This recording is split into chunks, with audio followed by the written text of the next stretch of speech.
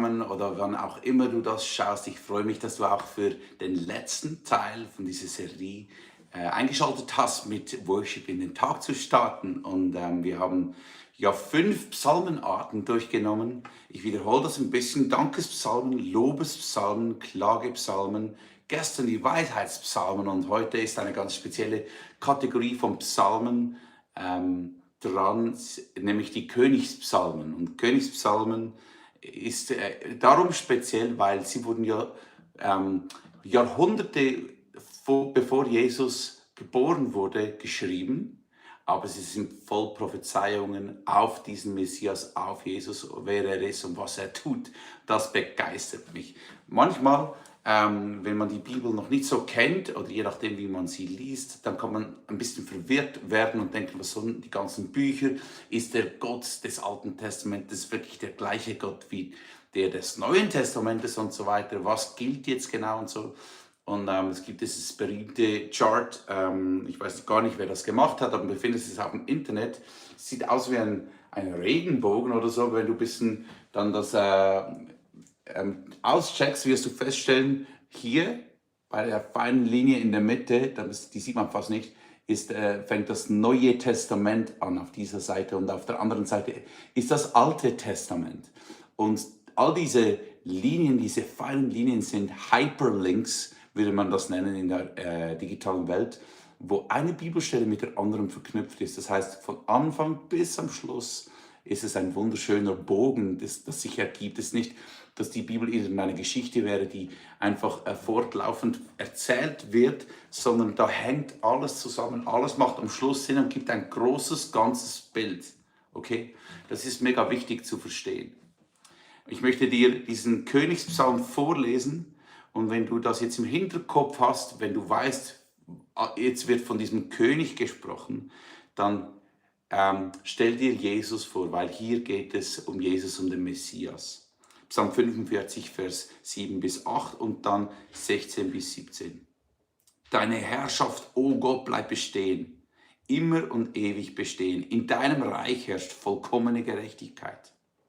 Ich kenne kein Reich, in dem vollkommene Gerechtigkeit herrscht. Das heißt, das muss von etwas die Rede sein, das nicht von dieser Welt ist.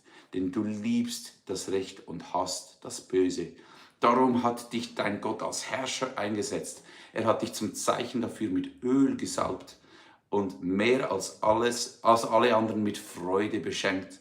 Mit Freude rufen und hellem Jubel wird der feierliche Brautzug in den Palast geleitet. O König, du wirst viele Söhne haben, auch sie werden wie deine Vorfahren regieren. Auf der ganzen Welt wirst du sie zu Herrschern einsetzen. Wenn du jetzt die Offenbarung ein bisschen durchliest oder auch die Endzeitreden von Jesus studieren wirst, dann wirst du plötzlich ganz viele Parallelen finden mit diesem Psalm, einem Lied, das geschrieben wurde hunderte von Jahre bevor Jesus überhaupt geboren wurde und nochmals Tausende von Jahren, bevor wir gelebt haben. Und nicht mal alles ist bereits erfüllt, was hier steht. Es steht nämlich, dass eines Tages dieser König einziehen wird und eine Hochzeit feiern wird. Und wir wissen, wenn wir die Bibel durchlesen, dass wir, die Kirche, die Braut von Jesus sind. Und Jesus kann es kaum erwarten, dich und mich nach Hause zu bringen. Das ist ein Beispiel, wie in den Psalmen auf Jesus prophezeit wird. Und das ist auch ein Beispiel einfach, um was es eigentlich in der Bibel geht, meines Erachtens. Weißt du, Christentum man kann sich bei vielen kleinen und großen Fragen in die Haare geraten und sich in den Details verlieren. Aber was wir nie vergessen dürfen, ist, am Schluss, wenn du rauszoomst, geht es eigentlich um etwas oder um jemand, Jesus. Jesus, der Retter der Menschheit, Jesus, der dich liebt und der auf das fleischgewordene Wort auf Erden ist, der dich und mich an sein Herz zieht. Ich habe ein paar Dinge aufgeschrieben, was oder wer Jesus ist. Das fleischgewordene Wort, unser Retter, unser Richter, guter Hirte. Er ist ein hoher Priester, sagt die Bibel. Er vermittelt zwischen Mensch und Gott. Er ist der ewige Vater. Er ist der Friedefürst. Er stiftet Friede zwischen Gott und uns. Er ist das Alpha und das Omega. Er ist der Anfang und das Ende, der Anfänger unseres Glaubens und der Vollender unseres Glaubens. Und ich möchte heute Morgen mit euch diesen Song singen, Fels der Zeiten, was darum geht, wer Jesus ist, dass er das Anfang, das Ende ist, an ein fester Fels für dich zum Draufstehen. Lass uns diesen Jesus anbeten heute Morgen, ihm die Ehre geben und unsere Augen auf ihn richten, auch wenn sie noch ein bisschen müde sind. Das ist okay.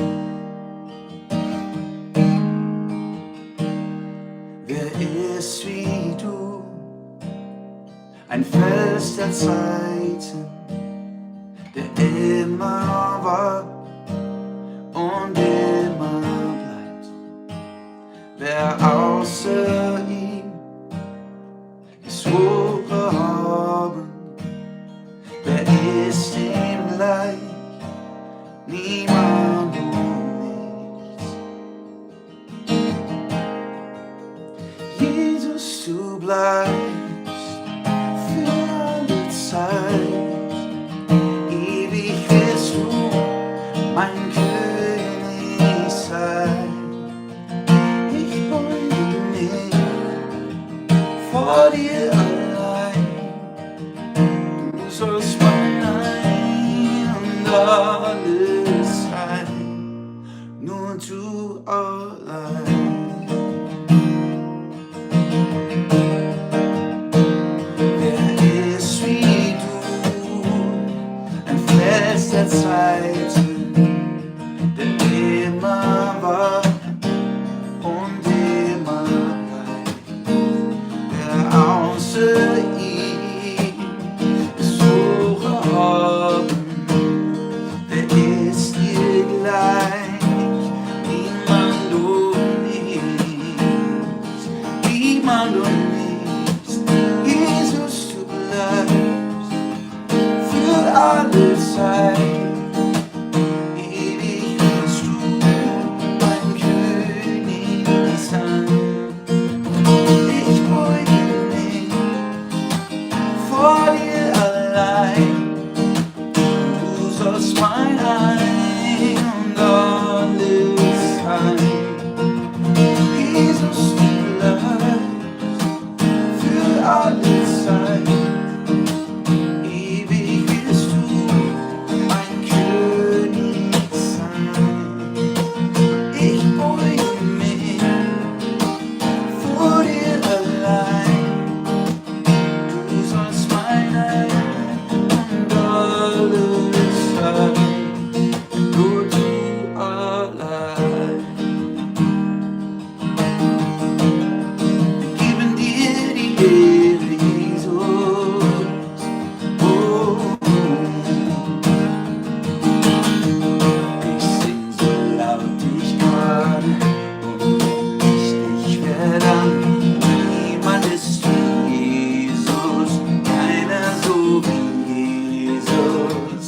Mit allem, was ich bin, geb ich mich dir ganz hin.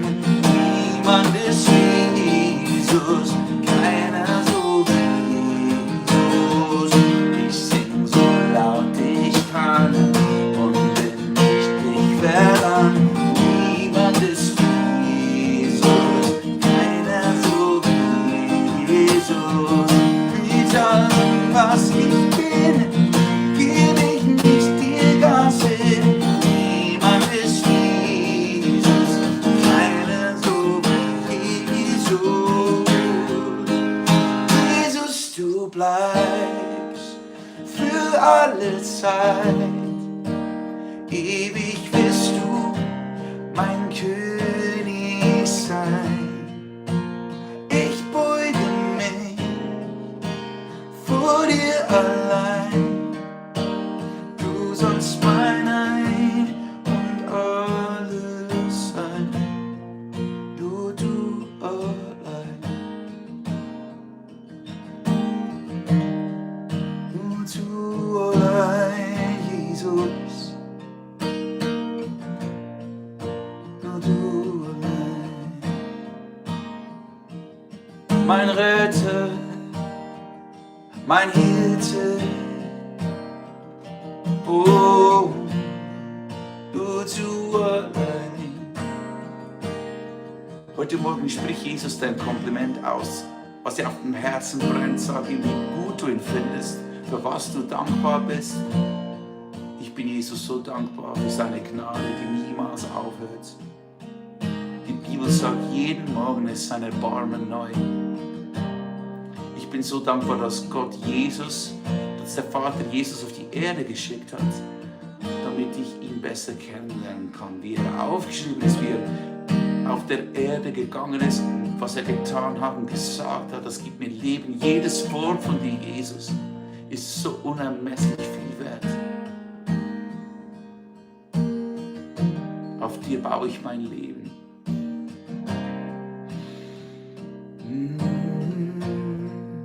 Vielleicht fühlst du dich auch ein bisschen weit weg von diesem Jesus heute Morgen. Dann möchte ich dir sagen, er ist ein Gebet entfernt von dir. Lade ihn ein, sich dir zu zeigen, dir zu offenbaren. Sag, Jesus, ich brauche dich in meinem Leben. Komm und zeige dich mir. Ich will dich kennenlernen.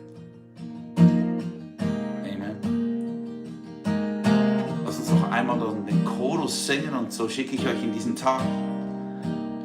Und du darfst wissen, Jesus kommt zum Ziel.